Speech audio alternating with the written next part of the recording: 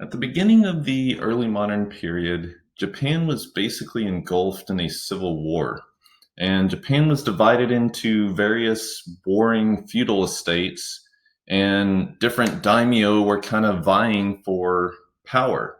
And so when Europe first arrives in Japan, they were in the midst of this major conflict. And it's during this time period that the Europeans are going to introduce guns to Japan, and that's going to play a role in the unification of Japan. And so Japan is going to come under centralized control under what's commonly referred to as the three unifiers. And the three unifiers start with Oda Nobunaga. Oda Nobunaga was a brilliant military general.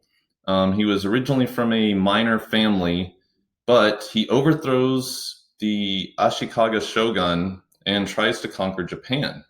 And ultimately, he's going to be assassinated by one of his own vassals. And so, following this, many people believed that Japan would fall back into disorder. But one of his generals, Toyotomi Hideyoshi, is going to pick up where Nobunaga left off. And he's going to avenge Nobunaga's death and attack the people that had ultimately overthrown Nobunaga, and then goes on to unite Japan and temporarily brings Japan under his control.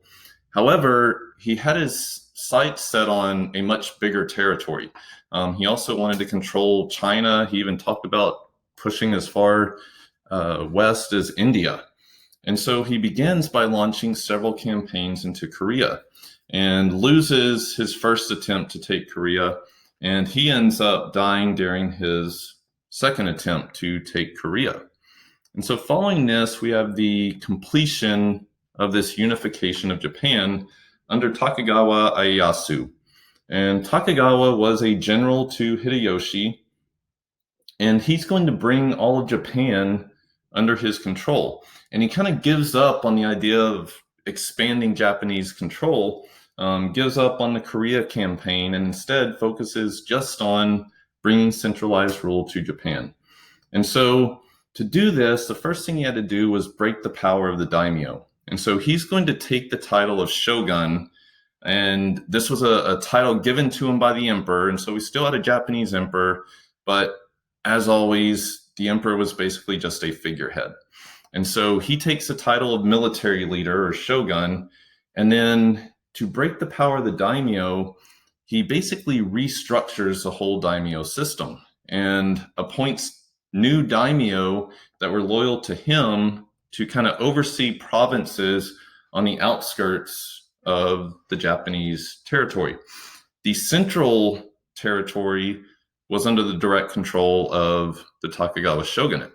And these daimyo on the outskirts, they were allowed to kind of oversee their land, but they also had to pledge their loyalty to the shogun or the bakufu, the central state, and pay their taxes to the shogun as well. And so he kept these daimyo under fairly tight control. And so in essence, what the Tokugawa shogunate was kind of centralized feudalism. So you had central rule of the shogun, and he appointed daimyo to kind of oversee regional territories.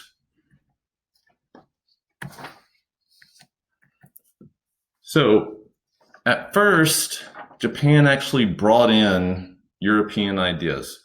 Europe's going to introduce things like clocks and guns and the printing press to Japan. And in fact, guns played a big role in helping the three unifiers bring back centralized order to Japan. However, Japan wasn't content just to continue importing guns from Europe. They actually learned very quickly, within several years, to manufacture their own guns and continued to improve upon them so that they didn't have to constantly rely on Europe for guns. They also initially allowed Christian missionaries into Japan.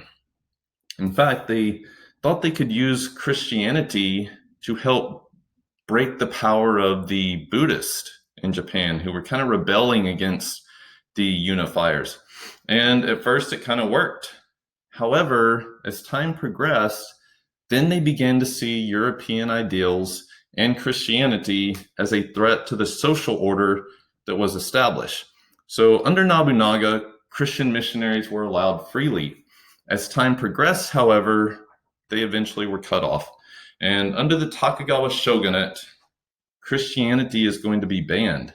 And the missionaries are forced out of Japan. Those who had converted to Christianity were forced to convert back to Shinto, the kind of native religion of Japan. And Christianity becomes kind of this underground faith. And unlike China, who remained open to trade just under their tight control, Japan's going to become increasingly isolated.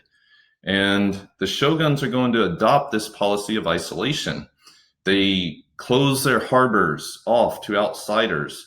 Foreign trade was under tight restriction, and this restriction got tighter and tighter as time progressed, to where by the time of the Tokugawa Shogunate, they basically only allowed the Dutch and the Chinese to trade once a year at one individual port at Nagasaki. And so everything else was cut off. And so Japan was never completely isolated. Stuff still came in without the government control. But for the next century and a half, Japan was pretty cut off from outside trade.